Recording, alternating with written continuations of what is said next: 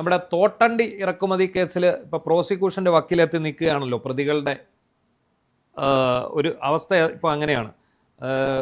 ചന്ദ്രശേഖരനും K രതീഷും എല്ലാം 3 പ്രതികളും പ്രോസിക്യൂഷൻ്റെ വക്കീലെത്തിയിരിക്കുന്നു. ഹൈക്കോടതി പറഞ്ഞിരിക്കുന്നു ഇവർക്കെതിരെ പ്രോസിക്യൂഷന് അനുമതി കൊടുക്കണം. അപ്പോൾ ചന്ദ്രശേഖരൻ്റെ ഒരു വാദമുണ്ട്.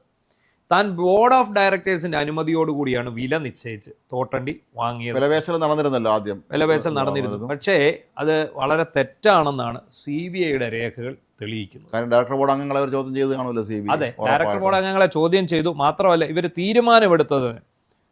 തീരുമാനമെടുത്തതിൻ്റെ ഡേറ്റുകൾ, അതുപോലെ തീരുമാനിച്ച ഈ കോട്ട് ചെയ്ത വില, കരാർ കമ്പനിക്ക് കരാർ കൊടുത്തല്ലോ.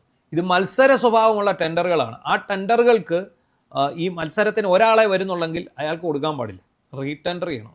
പക്ഷെ ഇവിടെ നടന്നിരിക്കുന്നത് അങ്ങനെയല്ല. കോട്ടയത്തുള്ള JMJ കണ്ട് പറയുന്നത് അതെ, അതായത് കോർപ്പറേഷൻ്റെ ഫാക്ടറികളിലേക്ക് 4000 ടൺ തോട്ടണ്ടി വാങ്ങുന്നതിനാണ് ടെൻഡർ ക്ഷണിച്ചത് 2013 സെപ്റ്റംബറിൽ. 4000 ടണ്ണാണ്. അതായത് നമ്മുടെ നാട്ടിലെ ആഭ്യന്തര ഉൽപ്പാദനം കൊണ്ട് മാത്രം നമുക്ക് ഈ കശുവണ്ടി ഫാക്ടറികളെ നിലനിർത്താൻ പറ്റാത്തതുകൊണ്ടാണ് അതുകൊണ്ട് ഇറക്കുമതി. അങ്ങനെ അതിന് ടെൻഡർ ക്ഷണിച്ചപ്പോൾ കോട്ടയം കുറുപ്പന്തറ JMJ എന്ന് പറയുന്ന കമ്പനി മാത്രമാണ് ടെൻഡർ. അതങ്ങനെ അവർ മാത്രം അറിയുന്നുള്ള ഒരു കമ്പനി മാത്രമേ ഉള്ളെങ്കിൽ റീടെൻഡർ ചെയ്യണമെന്നാണ്. പക്ഷേ ഇവരെന്ത് ചെയ്തു? റീടെൻഡർ ചെയ്തില്ല. അത് ചെയ്യാതെ ഒക്ടോബർ 9, 2013 ഒക്ടോബർ 9 കമ്പനി പ്രതിനിധികളെ ചർച്ചയ്ക്ക് വിളിക്കുന്നു. ഇതിൽ ചന്ദ്രശേഖരനും മാനേജിംഗ് ഡയറക്ടർ KA രതീഷും മാത്രം പങ്കെടുക്കും. ബാക്കിയുള്ളവരും പേര് അറിയുന്നവരുമില്ല. അതെ, മെമ്പർമാർ സാധാരണ രാഷ്ട്രീയക്കാരാണ് കൂടുതൽ ഡയറക്ടർ ബോർഡിൽ വരുന്നത്. എനിക്കൊന്ന് സർക്കാർ പ്രതിനിധിയും കാണുമായിരിക്കും. പക്ഷെ അവരാരും അറിയാതെയാണ് ഇത് ചെയ്തതെങ്കിൽ ഇതിനെ പിന്നെ ക്രമക്കേടുണ്ടെന്നുള്ള ഉറപ്പാണല്ലോ, എന്തോ മറച്ചു വയ്ക്കാനുണ്ടെന്നുള്ള കാര്യം ഉറപ്പാണല്ലോ. അപ്പോൾ ഈ 1 കിലോഗ്രാം തോട്ടണ്ടിക്ക് 69 രൂപ 90 പൈസ നിരക്കിലാണ് കമ്പനി കോട്ട് ചെയ്തത്. എന്നാൽ ചർച്ചയ്ക്കൊടുവിൽ ഇത് 69.50, അതായത് 69 രൂപ 50 പൈസയിലേക്ക് 40 പൈസയുടെ ഇളവ് അനുവദിച്ചു. അപ്പോൾ എന്നിട്ട് ഇവർ രണ്ടുപേരും കൂടെ ചർച്ച നടത്തിയിട്ട് ഈ ചന്ദ്രശേഖരനും രതീഷും മാത്രമാണ് ഇത് ഒപ്പിടുന്നത്. പിന്നെയുള്ളത് എന്താ? മറ്റ് 9 അംഗങ്ങളും ഇത് അറിയുന്നത് പോലും 1 മാസത്തിന് ശേഷമാണ്. ഈ 1 മാസത്തിന് ശേഷം ഇവർ അറിഞ്ഞു, അന്നേരമാണ് ഇവരിത് ഒപ്പിടുന്നത്. UDF വിവിധ ഘടകകക്ഷികളിലെ പ്രതിനിധികളായിരിക്കും ഇതിൽ അംഗങ്ങളായിട്ടുണ്ടായിരുന്നത്. പ്രതിനിധികളും കാണും. അതെ, അപ്പോൾ അവർ പറഞ്ഞു കശുവണ്ടി വാങ്ങിയതിലും ഇതിൻ്റെ പരിപ്പാക്കി വിറ്റയിലൊന്നും ഞങ്ങൾക്ക് പങ്കില്ല, ഇത് ഞങ്ങളാരും അറിഞ്ഞിട്ടില്ല, ഇത് ഇവർ രണ്ടുപേരും മാത്രം ചേർന്നുള്ള ഡീലാണ്. അതായത് MDയും ചെയർമാനും മാത്രം ചേർന്നുള്ള ഒരു ഡീലാണെന്നുള്ളത് അത് കണ്ടെത്തി. അപ്പോൾ ഇവരുടെ മൊഴിയല്ല, ഈ ബാക്കി 9 പേരും ഇങ്ങനെ ഒരു മൊഴി കൊടുത്തു. ഇതിനെക്കുറിച്ച് CBI വിശദമായി അന്വേഷിച്ചു കഴിഞ്ഞപ്പം അവർക്ക് സംഗതി ശരിയാണെന്ന് മാത്രമല്ല, ഈ വിലപേശൽ നടത്തിയത് അഴിമതിക്ക് വേണ്ടിയാണ്. ആണല്ലോ ഇപ്പോൾ അങ്ങനെ. കാരണം ഇത് കമ്പനി ആവശ്യപ്പെട്ടതിനേക്കാൾ കുറഞ്ഞ വിലയ്ക്ക് കരാർ ഉറപ്പിച്ചെന്നാണ് ഇവർ പറയുന്നത്. അതായത് 69.90 ആവശ്യപ്പെട്ടു, ഇത് 69.50 എടുക്കുന്നു. അപ്പോൾ അങ്ങനെയാണ് നിലപാട്. എന്നാൽ അക്കാലത്ത് ഇതിനേക്കാൾ കുറഞ്ഞ വിലയ്ക്ക് തോട്ടണ്ടി ലഭ്യമാകുമെന്ന ഉള്ള രേഖകൾ CBIക്ക് ലഭിച്ചു. ആ സമയത്ത് ഈ 69.90 1 കിലോ തോട്ടണ്ടിക്ക് വിലയില്ല. മനസ്സിലായില്ലേ? ഈ 69.90, അതായത് 69 രൂപ 90 പൈസ, അങ്ങനെ ഒരു വില ഇല്ല. അവരൊരു വില ഇട്ടു. അപ്പൊ ഞങ്ങൾ ഇതിനകത്ത് ബാർഗെയിൻ ചെയ്തു, വിലപേശൽ നടത്തി നിറയ്ക്കാൻ വേണ്ടി 40 പൈസ കുറയ്ക്കുന്നു. പക്ഷേ ഈ 69 രൂപ അന്ന് ഇല്ല വില. എന്നിട്ട് ഇതിൻ്റെ ഈ കോർപ്പറേഷൻ ആവശ്യമായ തോട്ടണ്ടിയിൽ 90% ഈ JMJ കമ്പനിയാണ് കൊടുത്തത്. അപ്പം ഈ കമ്പനിയുമായിട്ട് ചേർന്നാണ് ഇവർ കൊള്ളയടി നടത്തിയത്.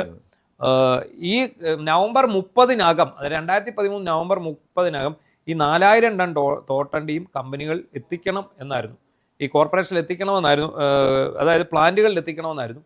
പക്ഷേ അത് കൊണ്ടുവന്നില്ല. ഈ കമ്പനി കൊണ്ടുവരുന്നത് 2014 ജനുവരിക്ക് ശേഷം. 2014 ജനുവരിക്ക് ശേഷമാണ് തോട്ടണ്ടി എത്തിയത്. കശുവണ്ടി വാങ്ങുന്നതിൽ വിലപേശൽ പാടില്ലെന്ന് കേന്ദ്ര വിജിലൻസ് കമ്മീഷണർ നിശ്ചയിച്ചിരുന്നതാണ്. അത് വന്നിട്ടില്ല. എന്തായാലും ഇത് വളരെ വിചിത്രമാണ്. അപ്പോൾ അതാണ് ഇവർക്ക് CBIയുടെ മുന്നിൽ ഇവർക്ക് ഉത്തരം മുട്ടിപ്പോയി. CBI ചോദ്യം ചോദിച്ചപ്പോൾ ഇവർക്ക് ഉത്തരം മുട്ടിപ്പോയി. അതായത് തൊഴിലാളികൾ ഇഷ്ടംപോലെ ഫാക്ടറിയുണ്ട്, എന്നാൽ ഇവർക്ക് ഇത് തല്ലിയാണല്ലോ എടുക്കുന്നത്, തല്ലാനുള്ള കശുവണ്ടി വന്നിട്ടില്ല. അപ്പോൾ അങ്ങനെയുള്ളപ്പം അവർക്ക് തൊഴിൽ ലഭ്യത ഉറപ്പാക്കുന്നതിന് വേണ്ടിയാണ്. തൊഴിലാളി സ്നേഹിയായ ചന്ദ്രശേഖരൻ പെട്ടെന്ന് തന്നെ ഇറക്കുമതി ആളെ ഏർപ്പാടാക്കിയത്. അതെ, അതുകൊണ്ടാണ് റീടെൻഡർ നടത്താതെ വില പേശി ഞങ്ങൾ ഇടപാട് ഉറപ്പിച്ചത് എന്നാണ് ഇവരുടെ വാദം. അങ്ങനെ വിലപേശൽ നടത്താൻ സർക്കാരോ ബോർഡോ ചുമതലപ്പെടുത്തിയിട്ടുണ്ടോ എന്ന് ഈ പിന്നെ CBI ചോദിക്കും. എന്ന് പറഞ്ഞാൽ അത് ചെയർമാൻ MD മാത്രമല്ലല്ലോ, ഡയറക്ടർ ബോർഡ് അംഗങ്ങൾ വേറെ എത്ര പേരുണ്ട്. അതെ, അപ്പോൾ CBI ചോദിക്കുമ്പോൾ അങ്ങനെ ആരും ചുമതലപ്പെടുത്തിയിട്ടില്ല. അപ്പോൾ പിന്നെ എന്താണ് സംഭവിച്ചത്? അങ്ങനെ ആരും ചുമതലപ്പെടുത്താത്ത സ്ഥിതിക്ക് അങ്ങനെ ഒരു മറുപടി നൽകാൻ പോലും ഇവർക്ക് സാധിക്കുന്നില്ല. അതാണ് സംഭവിച്ചത്. എന്താണെങ്കിലും ഈ ചന്ദ്രശേഖരൻ പറഞ്ഞത് മുഴുവൻ പച്ചക്കള്ളമാണെന്ന് ഈ ഡയറക്ടർ ബോർഡ് അംഗങ്ങളുടെ മൊഴിയിലൂടെ CBI രേഖപ്പെടുത്തി വെച്ചിട്ടുണ്ട്. അതുകൊണ്ട് തന്നെയാണ് ഈ പ്രോസിക്യൂഷൻ അനുമതി തേടി കോടതിയെ സർക്കാരിനെ ഈ പൊതുമേഖലാ സ്ഥാനങ്ങൾ ഇമാതിരി കോർപ്പറേഷൻ ഉണ്ടാക്കിയിരിക്കുന്നത് അവസാനിപ്പിക്കാനുള്ള സമയം. എല്ലാത്തിനും കോർപ്പറേഷനാണ്. കൃഷി വകുപ്പിൻ്റെ കീഴിൽ തന്നെ ഏറ്റവും അധികം പൊതുമേഖല തരം കോർപ്പറേഷനുകളുണ്ട്. ഇതിൻ്റെയൊക്കെ വരുമാനം എന്താണെന്ന്, ഇതിൻ്റെയൊക്കെ ചിലവ് എത്രയാണെന്നൊന്നും ആർക്കും അറിയാൻ പാടില്ല. കശുവണ്ടി പ്ലാന്റേഷൻ ആളിന് ഒരു ഇന്നോവ ക്രിസ്റ്റ കാറും നല്ലൊരു ഗംഭീര ഓഫീസും വിദേശ യാത്രയും എല്ലാം കിട്ടി അവർ ആസ്വദിക്കുന്നു. തെരഞ്ഞെടുപ്പിന് സീറ്റ് കിട്ടാത്ത അല്ലെങ്കിൽ തോറ്റു നേതാക്കന്മാരെ എല്ലാം അക്കോമഡേറ്റ് ചെയ്യാനുള്ള സ്ഥാപനങ്ങളായി ഇത് മാറുകയും ഈ രാഷ്ട്രീയക്കാർ ഇതെല്ലാം ഈ പറഞ്ഞതിനെ കട്ടുപിടിക്കുകയും ചെയ്യുന്ന ഒരവസ്ഥയാണ് ഇവിടെ ഉള്ളത്. ഈ കോർപ്പറേഷനെ കുറേ എണ്ണെങ്കിലും ഒരുമിച്ച് ലയിപ്പിച്ച് ഒറ്റ സ്ഥാപനമായിട്ട് പോകുന്നതായിരുന്നു. അതുപോലെ ബോർഡുകളും എത്രയോ ബോർഡുകളുണ്ട്. എല്ലാ ബോർഡിനും ഓരോ ചെയർമാനും അയാൾക്ക് ഓരോ കാറും ഓഫീസും സംവിധാനങ്ങളും സ്റ്റാഫും എല്ലാം ഉണ്ട്. ഇവരെന്താണ് ചെയ്യുന്നതെന്ന് ചോദിച്ചാൽ ആർക്കും അറിയില്ല. ഇത് കാലാകാലങ്ങളിൽ ഇവിടെ ഭരിച്ച എല്ലാവരും തങ്ങളുടെ ഈ നേതാക്കന്മാരെ അക്കോമഡേറ്റ് ചെയ്യാൻ വേണ്ടിയുള്ള സ്ഥാപനങ്ങളാക്കി ഇതിനെയൊക്കെ മാറ്റുകയും അവർ പരമാവധി അവിടെ നിന്ന് കട്ടെടുത്തുകൊണ്ട് പോവുകയും ചെയ്തതാണ് നമ്മൾ കണ്ടിട്ടുള്ളത്. എന്താണെങ്കിലും പ്രോസിക്യൂഷൻ ഇവർക്ക് അനുമതി കൊടുത്തേ പറ്റൂ.